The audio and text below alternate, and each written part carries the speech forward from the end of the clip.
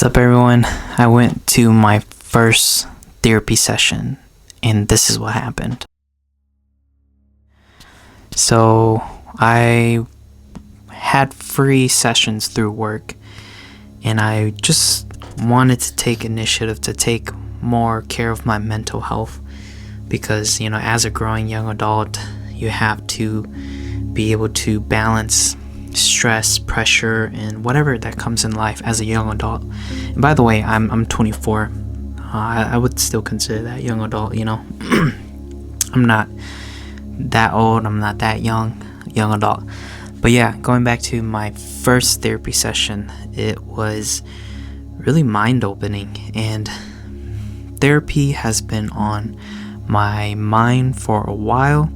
I always thought that therapy was just for people who are kind of cuckoo or crazy, but no, honestly, therapy is important, and I've taken that into consideration to continue. So my first session was really great. The basics was just introduction, getting to know me, getting the therapist getting to know me, and me just kind of explaining what I'm going through. And it was really cool. He initially broke down just what I've been going through and just what's my childhood like, what's my parents like, what's my siblings, my lifestyle like. And I told him I'm a working young adult, full-time job, and just cruising, working middle class, and have a good family, and there's such stressful situations in life at times, and with family, with friends, or other things. And yeah, just kind of spilled it out for him, and he honestly pieced it together. And my therapist was really nice, really cool dude, and yeah, he was just really opening. He's a older gentleman, and he's just really welcoming in a way, and that made me feel comfortable sharing more of my personal life. And everything I tell him, it's classified. Is classified even the right word? But it's it's private, and it was on a Zoom call. So yeah, it was really good. First thing he kind of told me was an analogy. So my issue was that the reason why I went to therapy was to understand more of me, of my emotions, and why I am the way I am, and why do I not feel emotion, or why do I not feel emotionally valued at times and emotionally numb, and that was my thinking and processing as I become older and as I grow up, and honestly, it was really just, sorry, I lost my thought there. My battery's dying. I'll be back. Alrighty, we're back on. Sorry about that, but yes, got more battery in my camera. But yeah, where was I? So yeah, the session was good. My therapist was just, I'm probably repeating myself a little bit already, but my therapist was really nice and genuine. I was just kind of expressing just what I've been going through, and what my trauma was. And my trauma was being emotionally numb, not understanding my emotions. There it is. That's where I left off. But yeah, basically he went through an analogy where there's a sharp object. He literally did this, a sharp object. And as a kid, you learn things from a young age.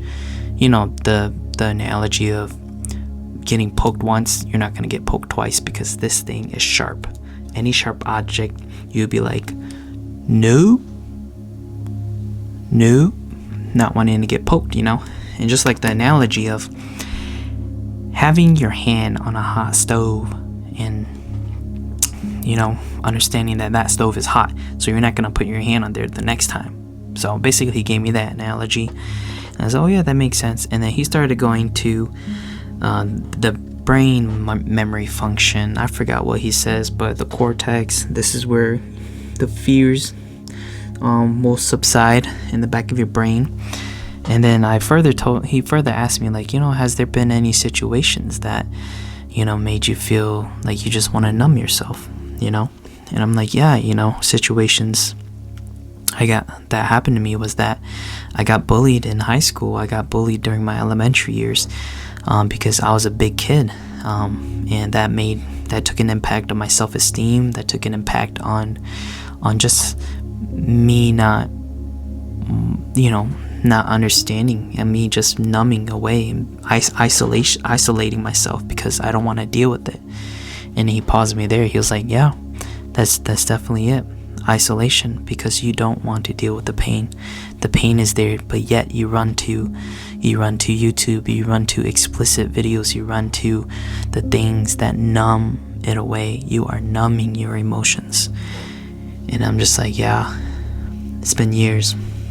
And it's great that you put that into realization. I have, and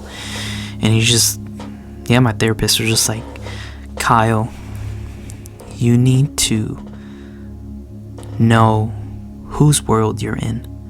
Are you in the bully's world, or are you in your world? And he split me up. It's crazy how he split me up.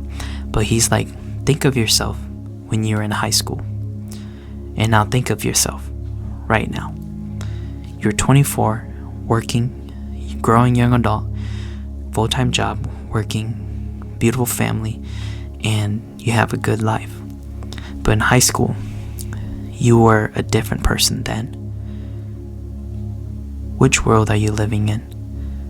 The world when you are being bullied, or in reality, right now, this moment? And then he just continued saying, you cannot live in the world of where the bullying happened to you.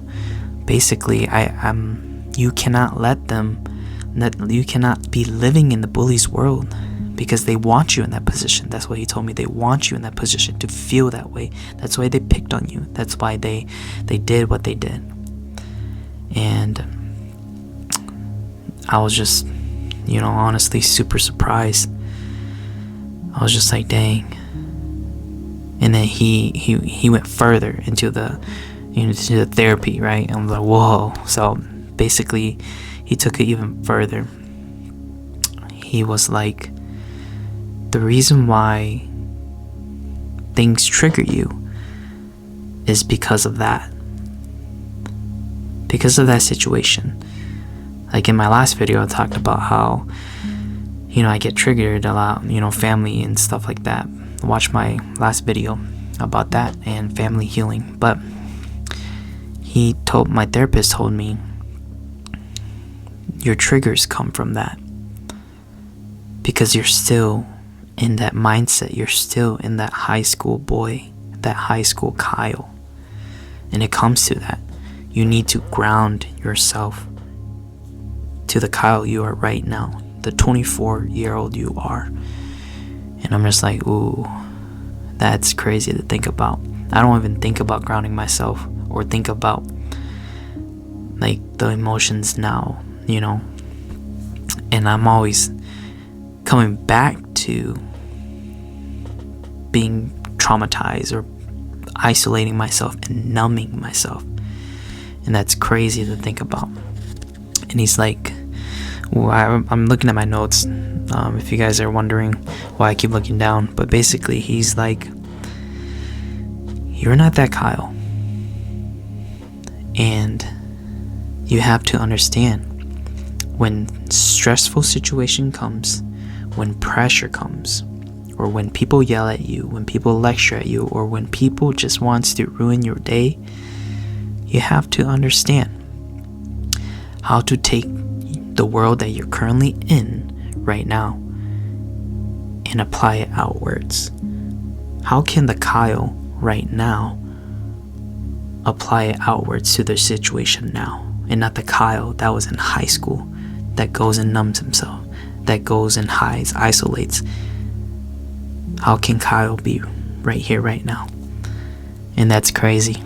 How can I be in the moment right now? And that's basically what my channel is. But it's just crazy that it's happening like that. But yeah, like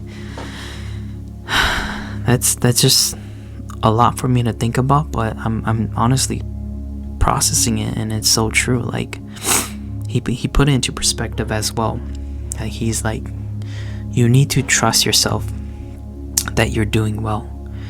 You need to trust the 24-year-old Kyle right now that you're doing well. And to ground yourself is to take you out of this pressure, out of the pressure that you're feeling from others, and be like, how can I help? When people are lecturing you, when people are honestly talking to you and expressing and they're venting, and it's just so much, like everything's compiling. How can you take yourself out and be like, they're going through that, but I am grounded here. How can I help? How can Kyle, this Kyle help right now? How can this Kyle help myself right now? And yeah, it's crazy. Like my therapist took that into perspective for me to realize and to understand, and it has really opened my eyes to really want to apply it to a lot of things in life right now, you know. And yeah, it's my first time therapy. It's really good. I think it's really important, if you guys are really considering therapy, is know your why and know why you're doing it. And the reason why I'm doing it is for me. It's for my health, my mental health, my growth. It may sound prideful, it may sound selfish, but this is for your own growth. And that my therapist also noted that the Kyle that was in high school, he's been behind the eyeglass a lot. But the Kyle now needs to be brought outwards. He needs to shine. He needs to be there. The Kyle that works hard, that creates, that is creative, that is professional, that is just so who you are right now. That Kyle needs to come out. And the high school Kyle needs to just surrender, to dissipate, and know that that's not my world anymore. My world is who I am right now.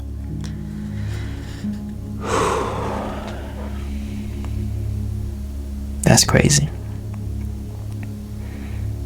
I wrote it right here too. I am my own world. Yeah. That's crazy. But yeah, that was my first session, my first therapy session, and it really challenges me, and it really puts into perspective of a lot of things in place. And yeah, like they say, therapy is a journey. It's not an overnight thing. It is a journey for your self-improvement and growth. So do this for yourself and not anyone else. That's my encouragement to you guys. And that is how my first time in therapy went. It was good. So, yeah, I hope this encourages someone. I hope you receive something. And yeah, just want to thank you guys for being in the moment with me. And yeah, subscribe, like, and hope to see you guys in the next video. So yeah, trust yourself, love yourself, and continue to grow, to be in the moment. Peace out, y'all.